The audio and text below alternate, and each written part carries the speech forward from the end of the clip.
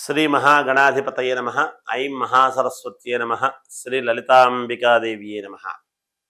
ఈ జూన్ 1వ తేదీ నుండి నెలాఖరు వరకు కూడా రాశి ఫలాల కార్యక్రమములో భాగంగా 12 రాసుల వాళ్లకు ఎవరికి ఎలా ఉండబోతూ ఉన్నది అనేటువంటిది ఒక విధానమైతే, అత్యంత మహోన్నతమైనటువంటి విషయం ఇంకొకటి ఏమిటి అంటే 12 రాసుల వాళ్లకు కూడా చాలా యోగవంతమైనటువంటి విధానం ఏమిటి అంటే గురుగ్రహము యొక్క మార్పు.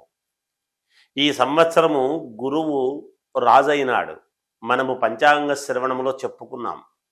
ఆ గురువు ఇప్పుడు తనకు ఉచ్చస్థానము అయినటువంటి కర్కాటక లగ్నంలోకి వస్తున్నాడు, కర్కాటక రాశిలోకి వస్తున్నాడు.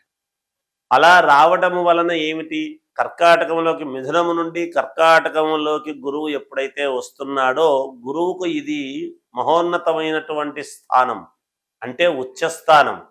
ఏ గ్రహానికైనా ఉచ్చస్థానములో ఉంటే తాను ఇచ్చేటువంటి ఫలితాలు ఎలా ఉంటాయి అంటే చాలా మహోన్నతముగా ఉంటాయి అనేటువంటిది అర్థమవుతూ ఉన్నది. అద్భుతమైనటువంటి ఫలితాలను ఇస్తాడు. అయితే ఎవరెవరి వ్యక్తిగతమైనటువంటి జాతకాలలో గురువు అనుకూలముగా ఉన్నాడు ఏమిటి అనేటువంటిదే చూసుకోవాల్సినటువంటి బాధ్యత. అంతేగాని ఈ గురువు ఇక్కడ ఉండేటువంటి దాని వలన ఎటువంటి యోగాలు ఇస్తున్నాడు అనేటువంటిది ఇప్పుడు మనకు బాగా తెలుస్తుంది. అంటే మిగతా గ్రహాలు ఉండేటువంటి విధానము కానీ, ఈ గురువు ఇక్కడికి రాగానే వస్తున్నాడు అంటే ఇచ్చే ఫలితాలు కానీ, వాళ్లకు పట్టబోయేటువంటి మహర్దశలు ఎలా ఉంటాయి, ఇంట్లో కూర్చున్న మహర్దశ అనేటువంటిది పట్టవచ్చును. అలా నడిచి వెళుతూ ఉన్న కాకతాళీయముగా అదృష్టము తగలవచ్చును. ఎప్పటి నుంచో వేచి చూస్తూ ఉండేటువంటి వాళ్లకు ఒక మహాయోగం అనేటువంటిది రాబోతుంది అనేది తెలుస్తూ ఉన్నది. అందువలన ఈ గురువు మార్పు వలన 4 నెలల పాటు ఉంటాడు గురువు ఇందులోనే.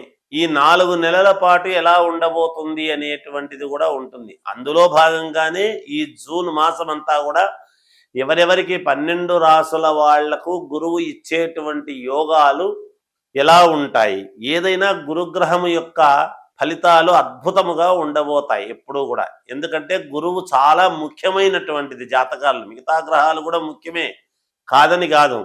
కానీ ప్రతిదానికి కూడా గురుబలం బాగుందా లేదా, గురుబలం ఎలా ఉంటుంది అనేటువంటిది చాలా ముఖ్యమైనటువంటి అంశముగా చూసుకుంటాం. అందువలన ఈ గురువు ఇచ్చేటువంటి ఫలితాలలో భాగంగా ఎలా ఉండబోతూ ఉన్నది 12 రాసుల వాళ్లకు అనేటువంటి దాని గురించి ఇప్పుడు నేను మీకు తెలియజేస్తూ ఉన్నాను. మకర రాశి వారికి ఈ జూన్ 1వ తేదీ నుండి నెలాఖరు వరకు ఎలా ఉండబోతుంది అంటే మంచి ఫలితాలుగానే ఉన్నాయి. అయితే ఎప్పుడైతే కర్కాటకములోకి ఎప్పుడైతే గురువు వచ్చినాడో భగవంతుడికి మీరు చేసేటువంటి సేవల వలన కానీ, మీరు నడిచేటువంటి నడవడిక వల్ల కానీ కొన్ని అనుకూలాలు యోగదాయకముగా ఉన్నప్పటికీ మానసికమైనటువంటి చిన్న చిన్న ఆందోళనలు అనేటువంటివి కలగవచ్చును. మానసికంగా క్లేశం అంటారు దాన్ని. అలాంటి క్లేశము పోగొట్టుకోవడానికి మీరు జాగ్రత్తగా దైవ సంబంధమైనటువంటి కార్యక్రమాలు చేసుకోవాల్సినటువంటి అవసరము ఉంటుంది. ఆదాయము బాగుంటుంది, కీర్తి ప్రతిష్టలు వస్తాయి, అనుకూలవంతముగా ఉంటుంది. అనేక రకాల చోట్ల మీరు మీ యొక్క ఇదిని మీరు పొందుతారు.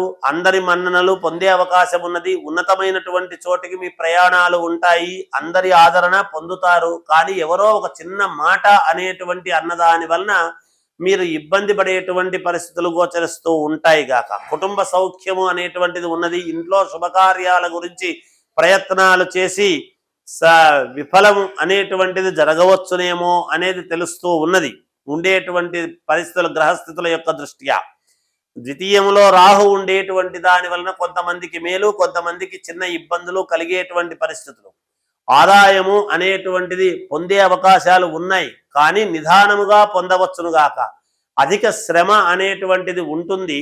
రావాల్సినంత కాకపోయినా ఎంతో కొంత ఫలితాలు మీరు పొందుతారు. ఉద్యోగాలు చేసుకునేటువంటి వాళ్లకు బాగానే ఉంది, వ్యాపారాలు చేసుకునేటువంటి వాళ్లకు పర్వాలేదు, అనుకూలవంతముగా ఉన్నది, అన్ని రకాల యోగవంతముగానే ఉన్నది. అయితే జాగ్రత్తగా అడుగులు వేస్తే మరిన్ని జాగ్రత్తలతో మీకు మేలు జరిగే అవకాశాలు ఉంది అని తెలియజేస్తూ ఉన్నాను. ఇంకా మెరుగైనటువంటి ఫలితాలు కావాలి అనుకునేటువంటి వాళ్ళు మీ వ్యక్తిగతమైనటువంటి జాతకాలను చూసుకొని పరిహారాలు చేసుకోండి, మేలు జరుగుతుంది. జయోస్తు.